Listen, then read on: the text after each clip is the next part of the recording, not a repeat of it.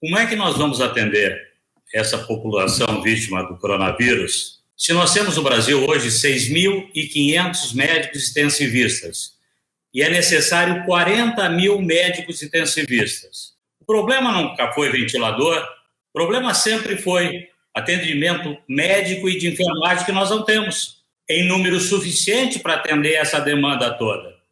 Então, naturalmente, os governantes, com medo de uma sanção qualquer, de um impeachment, por incompetência, por mau destino dos recursos públicos, inventaram uma série de coisas, como lockdown, enfim, porque não se prepararam adequadamente para enfrentar qualquer conotação que exigisse um pouquinho mais de cuidado, como, por exemplo, o coronavírus, que iniciou e ninguém sabe exatamente bem como é que ele vai se comportar.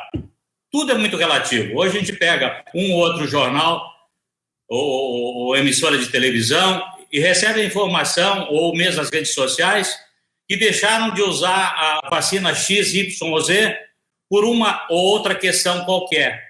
Na realidade, eu acho que o mundo como um todo está um pouco perdido e distante das coisas mais simples, como, por exemplo, a formação de médicos intensivistas, de enfermeiros, de técnicos de enfermagem, para poder atender essa população carente, não só de coronavírus, mas de uma série de coisas.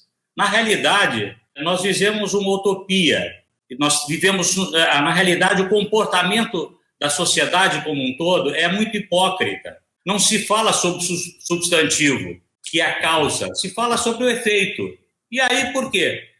Porque existem interesses de N grupos, de N instituições, para que se prevaleça essa situação. Há pouco o pessoal estava falando em comunismo, o avanço do comunismo. O avanço do comunismo se deve muito mais à inoperância de nós, do sistema produtivo, empresários, do que propriamente dos comunistas. Desculpe eu dizer, na realidade o que falta é uma ação mais direta dos empresários, daqueles que trabalham com produtividade, que geram os recursos para que essa população toda receba a vacina de graça e outros tantos cuidados. Então, eu defendo sempre uma posição de que nós temos que fazer vingar um trabalho em prol da sociedade, um trabalho cívico, que se consubstantia no que eu tenho falado, numa intervenção cívica. Nós temos que participar ativamente. Toda vez que a gente ficar falando mais do que fazer, nós vamos sofrer reveses como estamos sofrendo. Então, eu acredito muito na nossa sociedade, nos empresários que estão acordando. Acho que grande parte deles estava adormecida e que eu tenho a convicção de que nós vamos vencer essa batalha. Quando a atividade econômica é considerada como o vilão da história, alguma coisa está errada. Os governos só funcionam à base de impostos. E esses impostos são gerados pela atividade econômica, justamente pela atividade econômica. Eu acho que está faltando uma conscientização maior dos empresários em função da importância que eles têm na geração de renda para que o Estado funcione através dos tributos. E isso é muito ruim, porque toda vez que o empresário se omite e passa as suas decisões que são atinentes a ele, ao governo, e é muito comum, a grande maioria dos empresários, as pessoas como dizer, não, vamos esperar que o governo faça isso, que o governador faça isso, que o prefeito faça isso, que o vereador faça isso, e esse pessoal não faz nada, porque na realidade nós não temos democracia no Brasil, um país que permite que se compre votos para eleger uma casta que está há muito tempo no poder, não tem democracia. Então, a gente tem que acabar com essa hipocrisia e dizer, nós não vivemos um país que tem democracia, tem uma democracia aparente. É verdade. Eu gostaria de citar aí 2 exemplos importantes que aconteceram nos últimos dias. Um deles, a carreata, que foi organizada por um dos movimentos, o Livre Iniciativa, que é coordenado pela Tuti, André, e uma série de abnegados brasileiros e brasileiras que lutam diuturnamente para que a gente tenha um país melhor. E a ação, realmente, a segunda intervenção cívica do Instituto Floresta, que é comandado pelo Cláudio Gosten, que realmente deu exemplo. O que nós precisamos são de exemplos. E o Cláudio deu exemplo. Primeiro, no policiamento da cidade. forneceu não sei quantas viaturas para a Brigada Militar para que a gente tivesse uma segurança melhor e maior. E agora na doação dos ventiladores a diversos hospitais de Porto Alegre. Essa é a ação que o empresário deve fazer.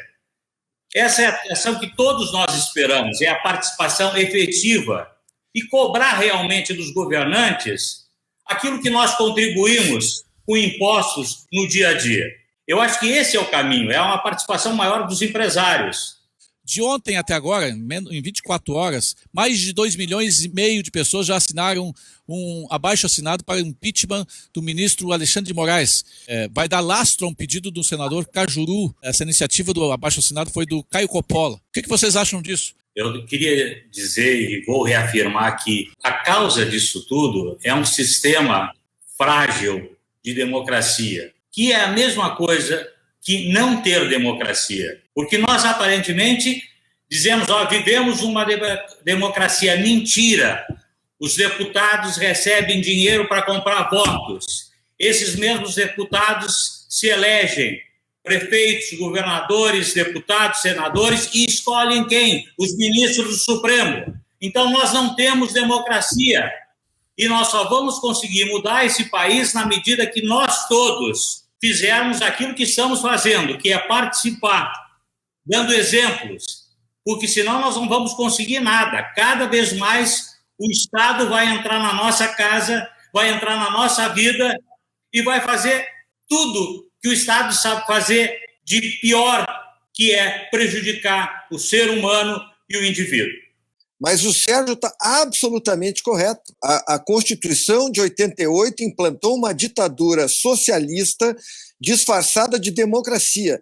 E isso está lá no artigo 45 da Constituição Federal, quando foi determinado que os estados tinham um mínimo de 8 e um máximo de 70 deputados federais e 3 senadores. 3 senadores é uma aberração. 2 suplentes de senador é a aberração da aberração. É a aberração ao cubo.